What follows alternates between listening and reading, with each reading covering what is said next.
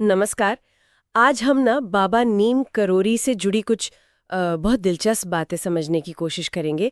खासतौर पर उनके नाम के पीछे क्या कहानी है और वो एक रहस्यमयी गुफा का जिक्र आता है उसके बारे में। तो चलिए जो भी जानकारी मिली है उस पर एक नज़र डालते हैं।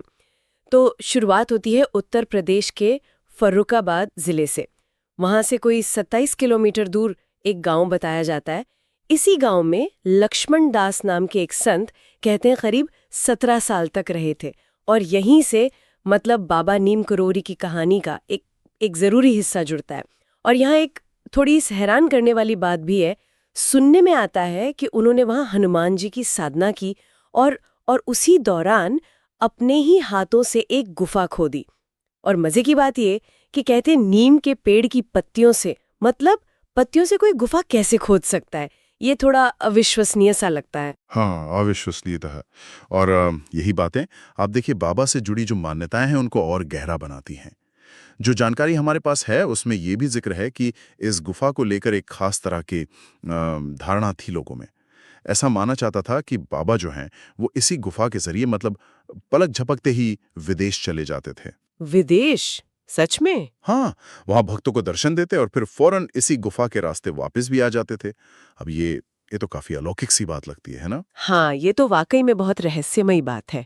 अच्छा, तो फिर उनके नाम का क्या? नीब करोरी, ये नाम कैसे पड़ा? क्या इसका इसी गुफा से या उस जगह से कोई कनेक्शन है? हाँ हाँ बिल्कुल, इसका सीधा संबंध है।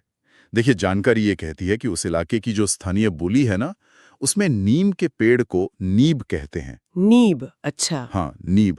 और किसी चीज को धीरे धीरे खोदना या कुरेदना जो होता है, उस क्रिया के लिए कुरेरना शब्द इस्तेमाल होता है। कुरेरना, हाँ समझी। तो बस इन्हीं दो शब्दों को मिला दिया गया, नीब यानी नीम का पेड़ और कुरेरना यानी वो खोदने का काम। तो हम्म। बन गया नीब करोड़ी।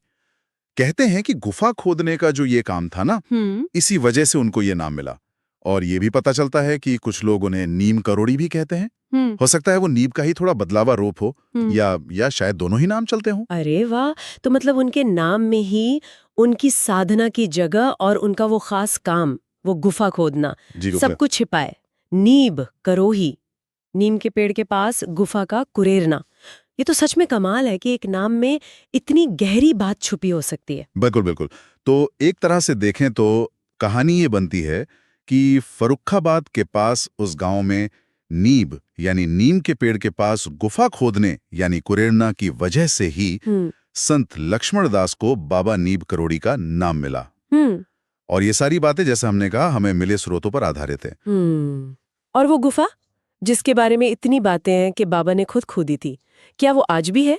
जानकारी क्या कहती है इस बारे में? हाँ, जहां तक पता चलता है वो गुफा आज भी मौजूद है। मतलब उस जगह का जिक्र तो होता है हम्म। और जाहिर है उससे जुड़ी कई कहानियां, कई रहस्य वो आज भी सुने सुनाए जाते हैं। ये सब जानकर वाकई हैरानी होती है। हाँ, और देखिए ना, ये सब जानकर एक सवाल मन में आता है। हम्म। एक विचार उठता है कि कैसे किसी जगह की खास बोली के शब्द या वहां हुई कोई खास घटना हम्म। या किसी व्यक्ति का कोई खास काम वो वक्त के साथ मिलकर उस व्यक्ति की पहचान का इतना इतना अटूट हिस्सा बन जाते हैं। सही कहा आपने। एक नाम के पीछे जैसे पूरी कहानी सिमटाई हो, पूरी आस्था जुड़ गई हो। बिल्कुल।